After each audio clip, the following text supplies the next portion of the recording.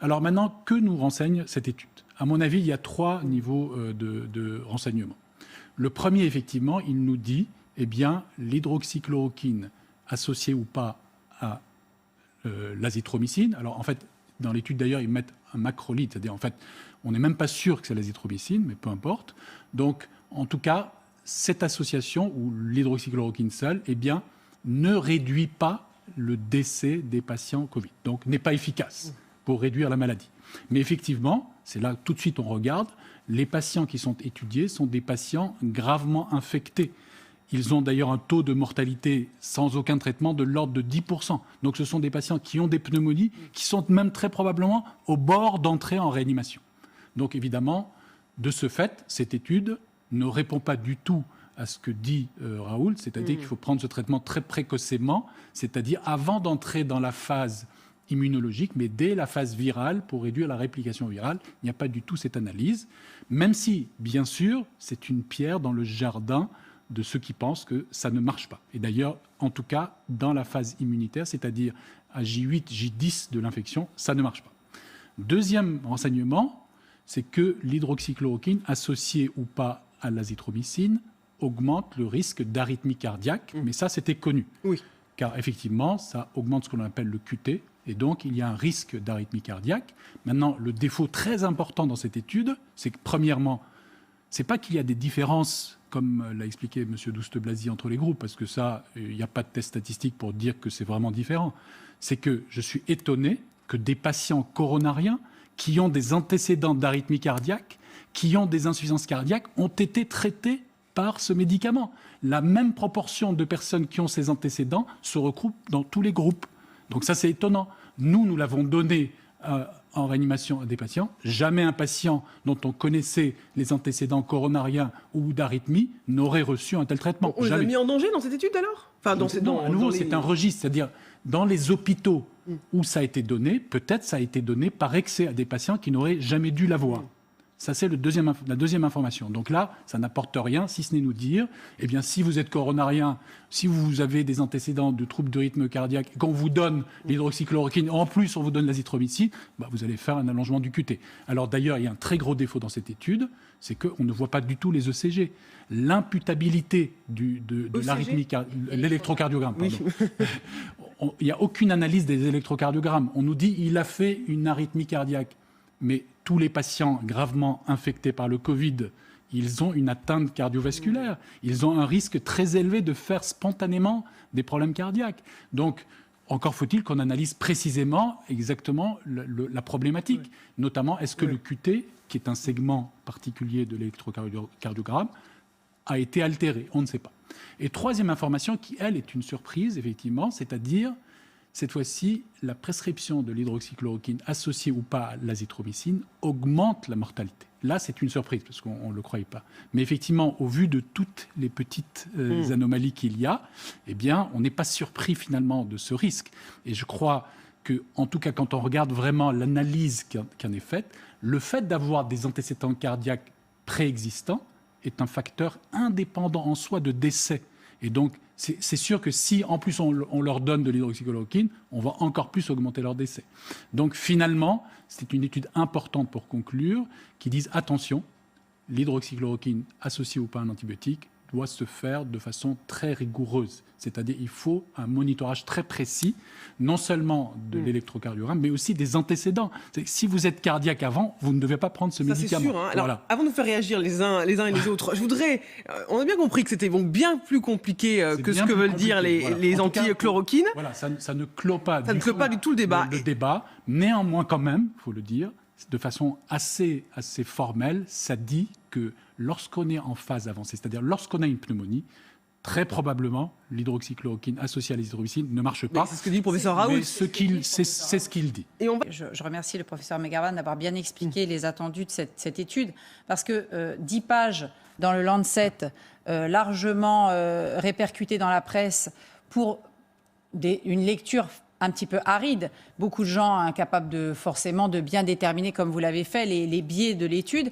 Et pour autant, on réagit tout de suite, on en fait une polémique pour la brandir contre le professeur Raoult, alors que le professeur Raoult n'a jamais donné la bithérapie, c'est-à-dire l'hydroxychloroquine et l'azithromycine, ni à des patients avec des ECG qui montraient des problématiques cardiaques, ni à des gens qui étaient déjà en phase de passer sous ventilation artificielle. La phase dans laquelle le traitement est donné à l'IHU, c'est la phase préliminaire, c'est-à-dire pour faire baisser la charge virale. Une fois que la personne est arrivée et qu'elle est déjà en insuffisance respiratoire, le professeur Raoult ne donne pas ce traitement. Donc brandir cette étude qui ne se passe absolument pas dans le même cadre que ce qui a été mis en place à Marseille, pour dire, vous voyez que l'hydroxychloroquine ne fonctionne pas, et que le ministre de la Santé lui-même s'empresse d'aller saisir la Haute Autorité de Santé pour dire... On va même peut-être surseoir aux dérogations qui déjà étaient des dérogations qui rendaient inefficace le traitement, puisque les dérogations qui sont aujourd'hui accordées aux médecins, c'est uniquement en milieu hospitalier et pour des patients déjà graves, c'est-à-dire donc ceux qui sont concernés par l'étude du Lancet. Donc finalement, l'étude du Lancet, elle rend finalement un mauvais service à M. Véran, puisqu'elle montre que la dérogation que le ministère de la Santé en France a accordée est effectivement dangereuse. Mais pas, en l'occurrence, ça ne concerne pas le traitement du professeur Raoult, qui, lui, n'est pas du tout dans le même cadre que l'étude du Lancet. Alors, je voulais dire quand même, c'est que nous, qui en réanimation avions prescrit au début de la crise l'hydroxychloroquine et l'azithromycine, l'avons fait dans toutes les mesures nécessaires pour éviter. Moi, dans mon service, aucun patient n'a développé d'arythmie cardiaque attribuable aux médicaments, car nous surveillons tous les jours l'électrocardiogramme. Nous avions même des mesures des concentrations de la molécule. Donc, à aucun moment, nous l'avons fait. Nous sommes sensibilisés aux problèmes d'intoxication, mais malgré ça, jamais nous sommes arrivés à cet excès. Maintenant, l'étude du Lancet, quand même, a l'intérêt, une fois pour toutes, de clore le débat concernant l'intérêt de ces molécules dans une phase pneumonique. Voilà. C'est quand même important. Qu'en pense le docteur Martin Wohner, qui a dû écouter nos échanges et qui défend la possibilité pour les médecins de prescrire la chloroquine? Bonsoir, docteur Martin Wohner, psychiatre, député du Bas-Rhin, ex-La République En Marche. Vous faites partie du nouveau groupe, désormais Écologie, Démocratie, Solidarité, et vous êtes membre du collectif Laissons les médecins prescrire. Est-ce que cette étude a bouleversé vos certitudes, vous a fait douter? Alors, j'aimerais tout d'abord vous remercier de me donner l'occasion de m'exprimer une nouvelle fois ce soir. Et puis, merci surtout à vos invités qui viennent d'intervenir, puisque d'abord, mon confrère a très, très, très bien expliqué, j'allais dire, tous les détails de cette compilation de données, en effet, qui a été publiée dans le Lancet. Je ne vais pas du tout y revenir.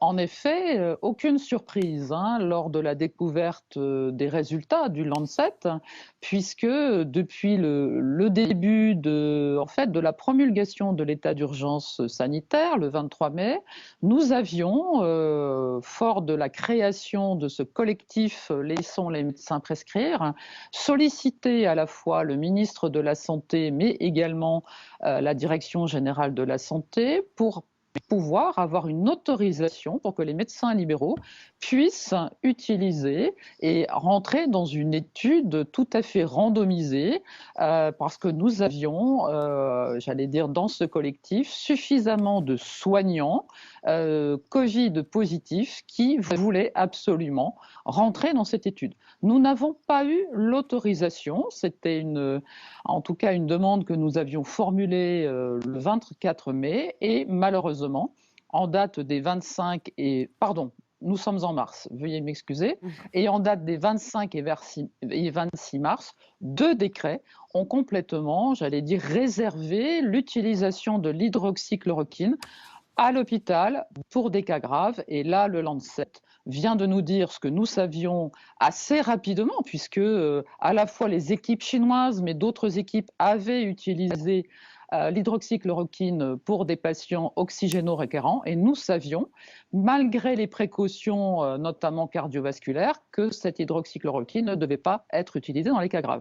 Donc ce soir, merci encore de me donner la possibilité de dire rien de nouveau, en tout cas avec cette étude de Lancet, mais surtout de redire, mais quand est-ce que les médecins libéraux vont de nouveau avoir le droit d'exercer leur art, c'est-à-dire de la médecine, de prendre, j'allais dire, en charge les patients, leurs patients, et surtout que les patients soient de nouveau en confiance auprès de leur médecin traitant, qui ne va pas simplement pouvoir leur dire retournez à la maison avec simplement votre boîte de Doliprane et attendez que votre état de santé se détériore. Alors, Ça, ce docteur n'est pas Martine une Voneur, médecine digne du XXIe siècle.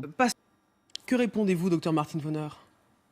Le collectif Laissons les médecins prescrire a fait une étude, certes modeste, puisque nous ne pouvions pas prescrire, donc nous avons fait une étude rétrospective à partir de 88 dossiers cliniques que nous avons particulièrement bien détaillés, fouillés, et nous avons pu démontrer, nous avions 3 bras, et nous avons démontré dans cette étude que vous pouvez retrouver sur notre site internet la différence très nette de l'intérêt de prescrire l'hydroxychloroquine avec l'azithromycine ou tout du moins l'azithromycine seule. Donc, de continuer à dire qu'il n'y a pas de traitement du Covid, ça, je ne suis absolument pas d'accord.